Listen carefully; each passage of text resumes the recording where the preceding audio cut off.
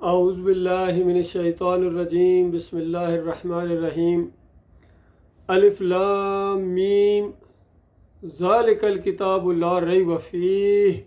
ھدی للمتقین۔ یہ اللہ کی کتاب ہے اور اس کا یہ انداز بتا رہا ہے کہ یہ اللہ کی کتاب ہے، کیونکہ دنیا کی کوئی اور ایسی کتاب نہیں ہے جس کے شروع میں بتایا گیا ہو کہ پڑھنے والے یہ وہ کتاب ہے، اس میں شک نہیں ہے۔ دوسری جگہ فرمایا کہ اس میں شک نہیں ہے کہ اللہ رب العالمین کی طرف سے ہے۔ تو یہ کتاب واقعی اتنی عجیب کتاب ہے، جنہوں نے بھی کہا تھا کہ ہم نے ایک کتاب سنی ہے جو موسیٰ علیہ السلام کے بعد نازل ہوئی ہے، ہم اس کے اوپر ایمان لے آئے ہیں اور ہم اپنے رب کے ساتھ کسی چیز کو شریک نہیں کریں گے۔ یعنی یہ کتاب توحید کی دعوت دیتی ہے، شرک کا رد کرتی ہے، اس کی جڑیں کاٹتی ہے، اس کی کھال اتار دیتی ہے، اور اتنے اعتماد کے ساتھ بات کی جاتی ہے کہ عقل حیران ہے۔ اور آگے جا کے بتایا کہ اگر تمہیں شک ہے کہ یہ جو ہم نے نازل کیا ہے اپنے بندے کے اوپر، یہ کلام یہ اللہ کی طرف سے ہے یا نہیں، تو تم بھی تو انسان ہو، اسی طرح کا ایک کلام بنا لاؤ، ایک صورت بنا لاؤ، 10 آیتیں بنا لاؤ۔ پھر کہا کیا ایک آیت بنا کے لے آؤ اس طرح کی۔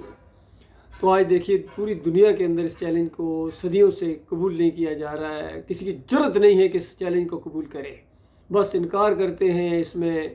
نقص نکالنے کی کوشش کرتے ہیں، اس کو جھٹلانے کی کوشش کرتے ہیں اور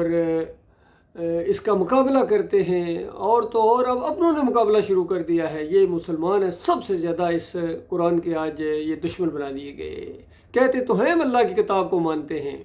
لیکن بند کتاب کو مانتے ہیں، کھلی کتاب کو نہیں مانتے۔ جب اس کو کھولو تو پھر ان کی چیخیں نکل جاتی ہیں۔ تو اسی وجہ سے یہ ایسی کتاب ہے جو اس کو مانے۔ نبی علیہ السلام نے فرمایا ان اللہ یرفع بہذا الکتاب اقوام، کہ اللہ تعالیٰ اس کتاب کے ذریعے قوموں کو عزت اور عروج بخشتا ہے، بلندی عطا فرماتا ہے، سر بلند کرتا ہے، غالب کرتا ہے۔ یعنی یہ بتایا گیا کہ یہ عرب جو لوگ ہیں یہ کسی عرب ہونے کی وجہ سے، مکی یا مدنی ہونے کی وجہ سے نہیں، بلکہ اس کتاب کے حامل ہونے کی وجہ سے اب یہ اٹھے ہیں اور پوری دنیا کے اوپر چھا گئے ہیں۔ اور بتایا کہ جو اس کتاب کا انکار کرے اللہ تعالیٰ اس کو ذلت کے گڑھوں کے اندر جا کے پھینکے گا۔ تو بالکل یہ نبی علیہ السلام کی بات کے دونوں حصے اپنی اصلی شکل میں بالکل ثابت ہو گئے کہ جنہوں نے کتاب کو مانا تھا ان کو اللہ تعالیٰ نے عزت دی، اور انہوں نے کتاب کو جھٹلایا ہے، اس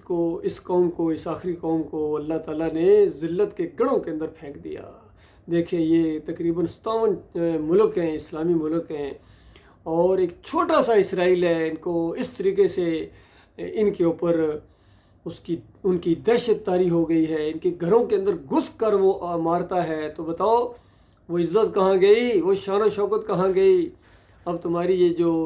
تیل کے ذخائر ہیں یا سونے کی یہ ڈلیاں ہیں تمہاری، یہ تمہیں عزت نہیں دے سکتے ہیں، تمہارے شانہ ٹھاٹھ باٹ تمہیں عزت نہیں دے سکتے ہیں۔ عزت اور چیز ہے، بادشاہی اور چیز ہے۔ مالک فرماتا ہے جس کو چاہتا ہوں عزت دیتا ہوں، جس کو چاہتا ہوں ذلیل کرتا ہوں، جس کو چاہتا ہوں بادشاہی دیتا ہوں، جس سے چاہتا ہوں بادشاہی چھین لیتا ہوں۔ تو اصل چیز یہ ہے کہ مالک کسی کو اگر بادشاہی دے تو ساتھ عزت بھی دے، جس طرح یوسف علیہ السلام کو، جس طرح داؤد علیہ السلام کو، جس طرح سلیمان علیہ السلام کو اللہ تعالیٰ نے بادشاہیاں بھی دیں اور ساتھ عزت بھی دی۔ کسی کی جرت نہیں تھی کہ وہ مقابلے میں آئے، اور آج ان کو بادشاہیاں تو ملی ہیں لیکن عزت نہیں ملی ہے، ان کو ایمان خالص نہیں ملا ہے۔ اور یہ ان کے کانفرنس ہوئی ہے کتنے ملکوں کی، کوئی فیصلہ نہیں کر پائے سوائے اس کے کہ انٹرنیشنل برادری کو نوٹس لینا چاہیے، بس یہ فیصلہ ہوا جی ان کا۔ اور آج یہ خبر سنی ہے کہ پاکستان اور سعودیہ کا کوئی کنٹریکٹ ہوا ہے کہ ایک ملک پر حملہ دوسرے ملک پر حملہ سمجھا جائے گا۔ کچھ بھی نہیں کر سکتے ہو، کچھ بھی نہیں کر سکتے ہو، تمہارے اندر ایمان نہیں ہے، توحید نہیں ہے، تمہارے اندر شرک ہے، تم شرک کے رکھوالے ہو، گنبد کے پجاری ہو، مزاروں کے پجاری ہو، پیروں کے پجاری ہو، تعویذ گنڈے پہننے والے ہو، امام زامن پہننے والے ہو، سود کھانے والے حرام خور ہو۔ تمہیں ایمان کی ہوا نہیں لگی ہے، تمہیں قرآن کی ہوا نہیں لگی ہے، اسی قرآن کی وجہ سے، اس کو نہ ماننے کی وجہ سے تمہیں ذلیل و خوار کیا جا رہا ہے۔ اور یہ تو دنیا کی ذلت بڑی معمولی ہے، ابھی مرنے کے ساتھ جو تمہاری وہ درگت بننے والی ہے وہ تمہیں ذلیل و خوار کیا جائے گا، خون اور پیپ کی وادیوں کے اندر تمہیں گھسیٹا جائے گا، آگ کے شعلے ایسے ہوں گے کہ تمہارے کلیجے کو پھاڑ دیں گے، اور اس کے بعد گرز بڑے بڑے لوہے کے ہتھوڑے انگارہ بنے ہوئے تمہاری پیٹھوں کے اوپر مارا جائے گا۔ بے ایمانو، تم نے اللہ کی کتاب کو پیچھے کر دیا تھا، دوسروں کے قوانین مانتے تھے، اور اس کے بعد چکھو اب مزے۔ تو اللہ کے بندو دیکھیے، یہ دوسری قوموں نے ایسے ایسے ہوائی جہاز بنائے ہیں، اسلحہ بنایا انہوں نے، ان کا ایک جہاز یقین کیجئے وہ بمبر طیارہ ہے، ان کے برج خلیفہ سے زیادہ قیمتی ہے، زیادہ پیسے اس کے اوپر خرچ ہوئے ہیں۔ یہ عمارتیں بنانے میں لگے ہوئے ہیں، بڑے بڑے اونچے محل بنانے میں لگے ہوئے ہیں، ویلاز بنانے میں لگے ہوئے ہیں، گاڑیاں نئی سی نئی ان کے پاس ہونی چاہیے، موبائل ان کے پاس زبردست ہونا چاہیے، بس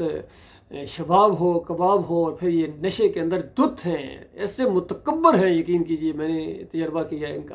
ان کے دماغوں کے اندر ایسا کبر پڑا ہوا ہے، اور کبر اگر رائی کے دانے کے برابر بھی ہو تو وہ جنت نہیں جا سکتا ہے بندہ۔ تو اللہ کے بندو، یہ دنیا کی زندگی چند روزہ زندگی ہے، اپنی آخرت، دنیا کی تو ذلت دیکھ رہے ہو اپنی آنکھوں سے، آخرت کی بربادی پھر واپس تو نہیں آ سکو گے۔ اس لیے آج توبہ کرو، معافی مانگو اپنے مالک اور خالق سے، ان مزاروں کو گراؤ، ان پیروں کو پیچھے کرو، مولویوں کو پیچھے کرو، خود دین سیکھو، آگے بڑھو، اور اللہ کی توحید کو مانو،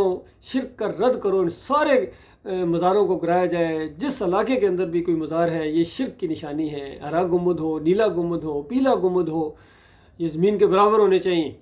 اور قبریں کچی ہونی چاہیے، پیری مریدی اسلام میں نہیں ہے، عرس اور میلے نہیں ہیں، امامت کی اجرت نہیں ہے، اور اذان کی بھی اجرت نہیں ہے، یہ سارا دین آج کھیل تماشا انہوں نے بنا دیا ہے۔ تو اللہ تعالیٰ نے بھی پھر ان سے صحیح ایسا انتقام لیا ہے کہ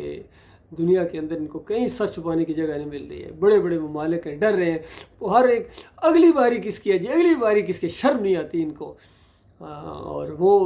ان سے ذرا بھی ان کے سارے ان کے اتحاد سے وہ مرعوب نہیں ہیں۔ ہونا تو یہ چاہیے، ہمیں یہ انداز اختیار کرنا چاہیے تھا ان اتحادیوں کے خلاف۔ بہرحال پاکستان کے جو لوگ ہیں ان کو تھوڑا سا ایمان خالص کی طرف آؤ، اللہ کے بندو، ایٹم بم تمہارے پاس ہے لیکن عزت نہیں ہے وہ جو پوری دنیا میں ایک عزت ہوتی ہے، کمانڈو دستے ہیں تمہارے پاس، اور کتنے یوتھ ہے تمہارے پاس، سب کچھ ہے، لیکن ایمان نہیں ہے، توحید نہیں ہے۔ جو ان کے لیڈر ہیں، چاہے سیاسی لیڈر، وہ بھی مزاروں کے سامنے جا کے سجدے کرنے والے، یا علی مدد کے پٹے باندھنے والے، امام زامن باندھنے والے، اور اس کے بعد چڑھاوے چڑھانے والے، مفتی محمود صاحب نے حلوہ بانٹا تھا، پروفیسر غفور نے جا کے چادر چڑھائی تھی، سارے شرک کے دائی ہیں، طارق جمیل ہوں، طاہر القادری ہوں، فضل الرحمان ہوں، جتنے بھی ہیں، طارق مسعود ہوں، مفتی علی انجینئر کہتا ہے میں شرک کرنے والوں کے پیچھے نمازیں پڑھتا ہوں، امام مانتا ہوں، ان کو اندازہ لگے، یہ ان کی توحید ہے۔ ڈاکٹر اسرار پوری زندگی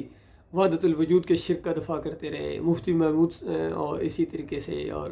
مودودی صاحب تک جو انقلابی انداز سے اٹھے تھے، آ کے جمہوریت کے شرک کے اندر پھر اس بت کی پوجا کرنی شروع کر دی، اور رسائل و مسائل حصہ سوم کے اندر اتنی شرکیہ باتیں انہوں نے لکھی ہیں کہ عقل حیران ہے، کہ جب مت ماری جاتی ہے انسان کی، دنیا کو خوش کرنے کا جب معاملہ ہوتا ہے تو پھر اس طریقے سے آخرت کو انسان بھول جاتا ہے۔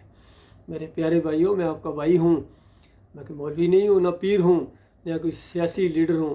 میں تمہارا بھائی ہوں، اپنا بھائی ہوں، الحمدللہ آپ کی خیر خواہی کے لیے یہ باتیں کرتا ہوں،